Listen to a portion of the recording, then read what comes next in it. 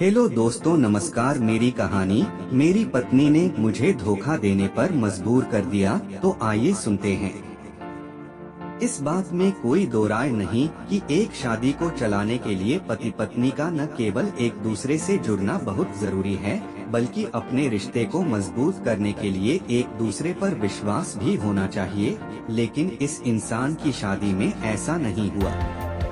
लोग कहते हैं कि किसी भी रिश्ते को चलाने के लिए प्यार और विश्वास दोनों का होना बहुत जरूरी है, लेकिन मैंने अपनी शादीशुदा जिंदगी में ऐसा कुछ नहीं देखा।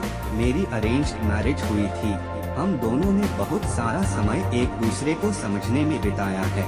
मैं जानता हूँ कि मेरी पत्नी बहुत ही प्यारी महिला है, जो मेरा बहुत ख्याल रखती है।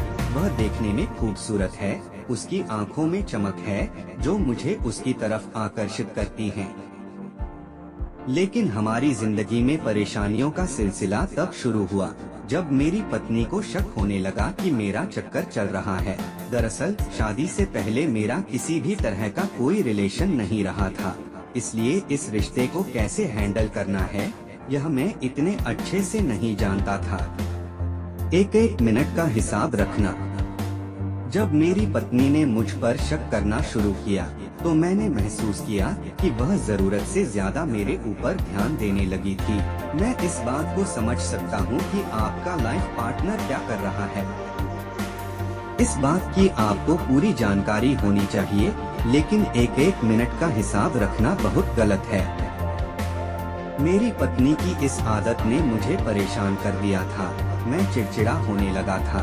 मेरे कुछ खास प्रोजेक्ट के दौरान भी लगातार उसके मैसेज और फोन आते रहते थे, जिसकी वजह से मेरी परेशानी बहुत ज्यादा बढ़ने लगी। मैं नहीं जानता कि मेरी पत्नी ने किस वजह से मुझ पर शक करना शुरू कर दिया था। मेरी कहानी एक ही बेड पर लेटकर अपने भाई से बातें और मजाक करना मुझे भारी पड़ गया। शादी से पहले उसके रिलेशंस थे। शादी से पहले मेरी पत्नी के भी कुछ रिलेशंस रह चुके थे, लेकिन मैंने कभी भी उससे इस बारे में सवाल जवाब नहीं किया था। ऐसा इसलिए भी क्योंकि मैं प्रेजेंट में जीना पसंद करता हूँ। जो बीत गया उसके बारे में बात करना मुझे अच्छा नहीं लगता। लेकिन जब मेरी पत्नी का मेरे साथ ऐसा व्यवहार शुरू हुआ, तो मैंने इन सभी चीजों के बारे में अपनी पत्नी से खुलकर बात की। जब मैं उससे बार बार टैक्स या मैसेज करने का कारण पूछता था, तो वह टाल देती थी, यहाँ तक कि मेरी बातों पर ध्यान ही नहीं देती थी। बाद में उसने मुझे यह बता ही दिया कि उसे मुझ पर शक है, इसलिए वह मेरी हर मिनट की जानकारी रखती है। मैं गलत रास्ते पर चल पड़ा।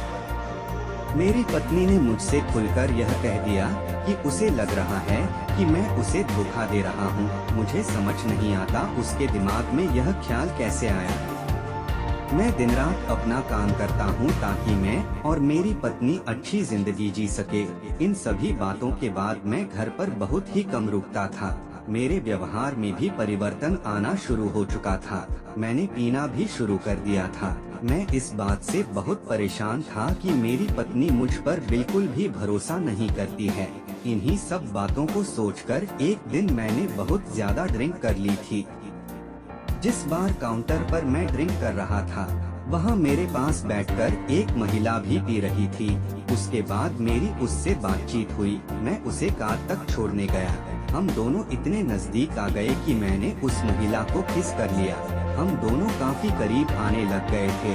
अचानक ही मुझे ख्याल आया कि मैं गलत कर रहा हूँ। मैंने उससे माफी मांगी और कार से बाहर आ गया। मैं अपनी इस हरकत पर खुद ही शर्मिंदा हूँ और मैं चाहता हूँ कि मैं अपनी पत्नी को खुलकर इस बारे में बता सकूँ, लेकिन अपनी इस गलती के लिए कहीं न कहीं मैं अपनी पत्नी को ही दोष दे रहा था। ऐसा इसलिए क्योंकि उसने मुझ पर भरोसा नहीं किया और आखिरकार मैं भी उसी रास्ते पर चल पड़ा, जिसकी वजह से मेरी पत्नी मुझ पर शक कर रही थी। लेकिन अब मुझे समझ नहीं आ रहा कि मैं अपनी पत्नी से इस बारे में कैसे बात करूं। शादी के बाद कैसी होगी कटरीना कैफ और विक्की कौशल की शादीशुदा जिंदगी। सितारों ने कर दी आने वाले कल की गणना। दिल खोलकर करें बात।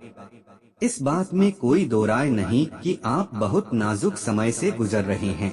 लेकिन यह भी सच है कि इस बारे में आपको अपनी पत्नी से जरूर बात करनी चाहिए। ऐसा इसलिए क्योंकि अगर आप उन्हें इस पूरी घटना के बारे में नहीं बताएंगे तो आप कभी भी उनसे कनेक्ट नहीं कर पाएंगे। आपको हमेशा लगेगा कि आपने अपने रिश्ते में बहुत गलत किया है। हम मानते हैं कि गलती किसी से भी हो सकती है, लेकिन अगर आप समय रहते अपनी गलती स्वीकार करके आगे बढ़ेंगे तो आप दोनों का रिश्ता पहले से ज्यादा मजबूत होगा।